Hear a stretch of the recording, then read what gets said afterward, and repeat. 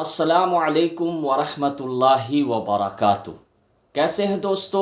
ہمیں امید ہے کہ آپ سب بخیر ہوں گے، اور اللہ تعالیٰ سے میری دعا ہے کہ اللہ تعالیٰ آپ سب کو خیر و عافیت کے ساتھ رکھے۔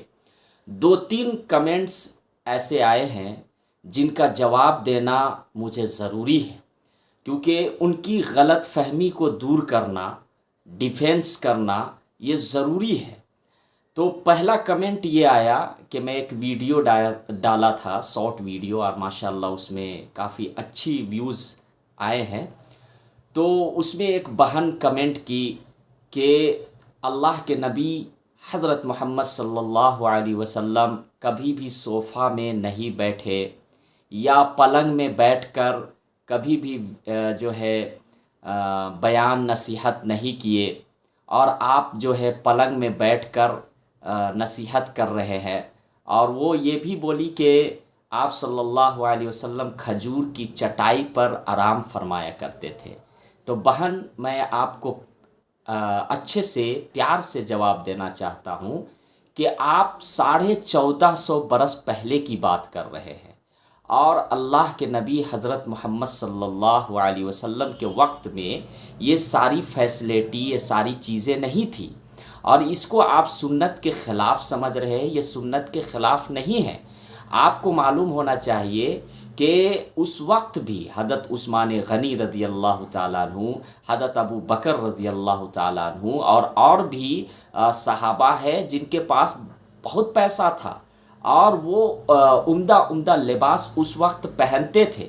ہاں، ایمان لانے کے بعد پھر جو ہے وہ اپنے پیسے کو جو ہے اللہ کے راستے میں خرچ کر دیے تھے۔ دوسری بات یہ ہے کہ اس 1450 برس پہلے کی بات کر رہے ہیں۔ اب تو بہت ساری چیزیں جو ہے چینج ہو چکی ہیں۔ اس وقت مسجد جو تھی وہ چھپر والی مسجد تھی، اور جب ابو بکر رضی اللہ تعالیٰ عنہ کا وقت آیا اللہ کے نبی کے بعد، تو اس وقت بھی جو ہے چھپر والی مسجد تھی۔ حضرت عمر رضی اللہ تعالیٰ عنہ کے دور آیا تو اس وقت جو ہے مسجد چھپر کی تھی، بس تھوڑی مسجد کو وسیع کر دی گئی، یعنی جو ہے پھیلا دی گئی، لیکن مسجد وہی تھی چھپر والی۔ حضرت عثمان غنی رضی اللہ تعالیٰ عنہ کا جب دور آیا تو اس وقت مسجد کو عالی شان بنایا گیا، یعنی ٹائلز وغیرہ اور جو بھی اس وقت کی فیسلٹی تھی، حضرت عثمان غنی بہترین مسجد بنائے۔ لوگ اعتراض کرنے لگے کہ آپ کیوں اس طرح مسجد بنائے ہیں، جبکہ چھپر والی مسجد آپ صلی اللہ علیہ وسلم کے زمانے میں تھی۔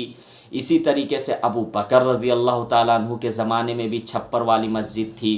تو آپ حضرت عثمان کو کہے کہ آپ اتنا فیسلٹی مسجد میں؟ حضرت عثمان غنی رضی اللہ تعالیٰ عنہ نے فرمایا کہ اس وقت آپ صلی اللہ علیہ وسلم کے زمانہ میں فقر و فاقہ تھا، اس وقت غریبی زیادہ تھی، اس وقت لوگوں کے پاس پیسہ نہیں تھا۔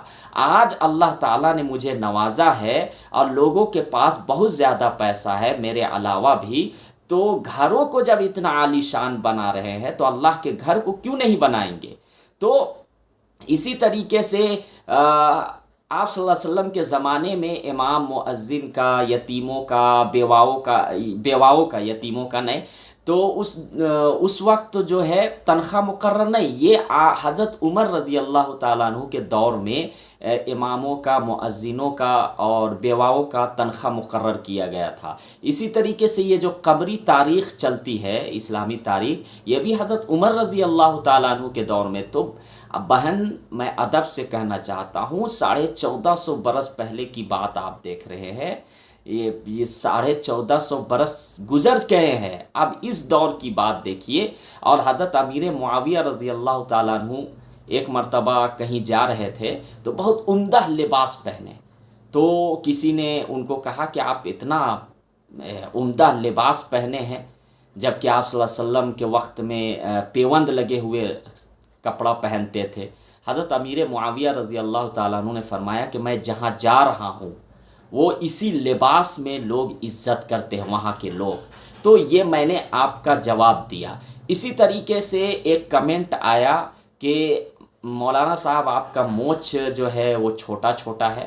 تو میں آپ کو بتا دوں، حدیث کے اندر مونچھوں کو تراشنے کا حکم، مونچھ جو ہے چھوٹا رکھنے کا حکم ہے، पस्त करने का हुक्म है, दाढ़ी बढ़ाने का हुक्म है, वो भी एक मुश्त। इसी तरीके से एक और कमेंट आया था, वो कमेंट ये आया था कि मैं एक वीडियो डाला था रबीउल अव्वल के मौके में, एक शख्स था जो ये नारा लगा रहा था देवबंदी काफिर है, देवबंदी ये है वो है, और भद्दी भद्दी गालियाँ दे रहा था। तो मैं ये कहना चाहता हूँ कि उसमें कमेंट आया कि आप गुस्ताख़ रसूल हैं, सर कलम कर देना चाहिए गुस्ताख़ रसूल को। भाई आप बग़ैर तहकीक के किसी को गुस्ताख़ रसूल नहीं कह सकते, इसलिए कि आप सल्लल्लाहु अलैहि वसल्लम का नाम सब लेते हैं, और वो भी हमारे नबी है। कसरत के साथ जो है अहले सुन्नत वल जमात देवबंदी लोग भी दरूद शरीफ जो है भेजते हैं अल्लाह के नबी सल्लल्लाहु अलैहि वसल्लम। तो एक दूसरे को कमेंट ना करे। अस्सलामु अलैकुम व रहमतुल्लाहि व बरकातहू।